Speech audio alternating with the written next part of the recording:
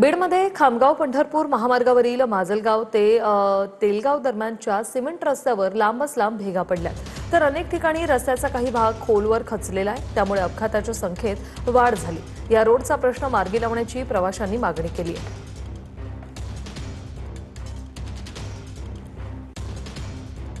जिल्ह्यातून जाणाऱ्या खामगाव पंढरपूर या महामार्गाची मोठ्या प्रमाणात दुरावस्था झाल्याचं सध्या पाहायला मिळतंय।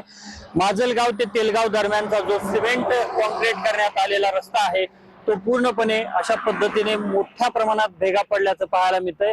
अनेक ठिकाणी जवळपास 200, 250 मीटर पर्यंत हा रस्ता अशा पद्धतीने भेगा पडल्याने खराब झालाय।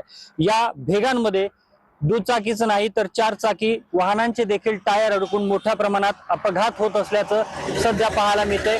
दररोज या रस्त्यावर होणाऱ्या अपघातांमध्ये वाढ झालेली आहे। त्यामुळे एकूणच या खामगाव पंढरपूर या महामार्गावरती लवकरात लवकर दुरुस्ती करून या रस्त्याची दुरुस्ती करण्यात यावी अशा प्रकारची मागणी सध्या होताना पाहायला मिळते। कॅमेरा पर्सन प्रमोद सोम, अशोक काळकुटे, TV9 मराठी, बीड।